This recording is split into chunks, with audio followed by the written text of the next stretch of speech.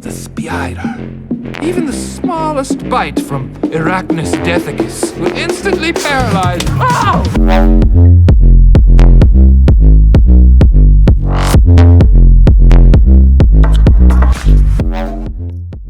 What's up guys, it's Aiden, and today we're going to go through a Serum tutorial on how to make the bass synth from Billie Eilish's You Should See Me in a Crown.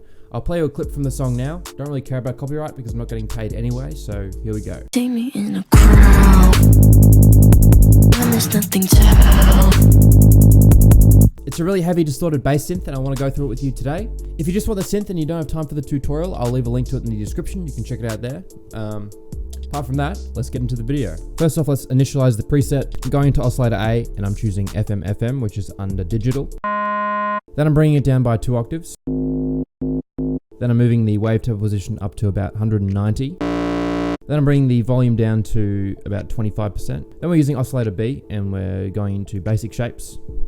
Bring the wavetable position up to 4. That will give us a square wavetable. Again, bring it down by 2 octaves and bring the pan up to 10R again. Then we're turning on ASYM plus minus and we'll bring it up to around 30%. We're giving ourselves a lot of headroom by making the sound a bit quieter. As we add filters and distortion, it will get louder, but this is giving us a lot of headroom to work with. Then let's head into envelope 1 and we'll bring the attack up to 20 milliseconds and the release up to around 25. Then we're going to LFO 1 and we're making sure off, BPM and anchor are selected. Then bring the rate down to 1/8. Bring the troughs up to around this level. To add a new marker, hold shift and left click. Then bring that right up and take the curve down. Then repeat that with the other side. So this is what it sounds like. Then we're applying LFO 1 to oscillators A and B. For oscillator A, bring the LFO down to around 30. And oscillator B, bring it down to about 35. Then we're going to be shaping the sound with the filter. We're using the MG low 18. Make sure it's affecting both oscillators A and B.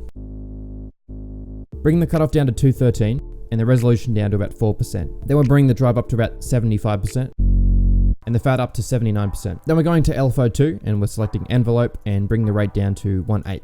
Then apply it to ASYM on oscillator B and bring it up to 53. That's going to be modulating oscillator B.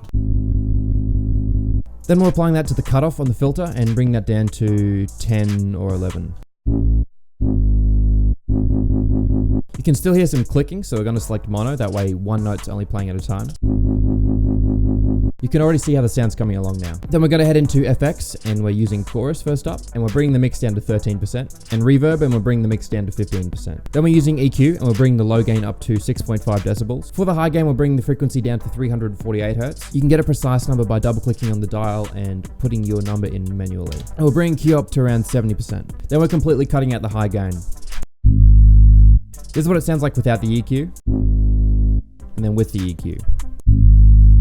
Then we're applying a filter, which is the high 18, and cutoff should be around 50 Hertz. Then finally we're using hyper dimension, and for hyper we're bringing the mix down to 10%, and on dimension, just a little bit less than that. So that's the sound without any external filters, but you can improve the sound by adding these in. First off, we're bringing in Sound Goodizer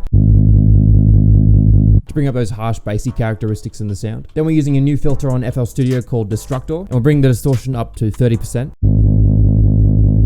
Then Fruity Blood Overdrive to make the sound a bit more gritty, so we'll bring it up to 0.2. Then Maximus, and we're bringing up the stereo separation. That's giving it a wider sound and keeping it from redlining.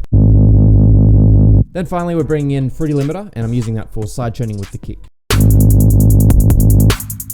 So this purple section here is where the kick's playing and the sound is cutting out. That's it for the tutorial. If you want me to cover anything else, let me know in the comments below, and I'll see you guys next time.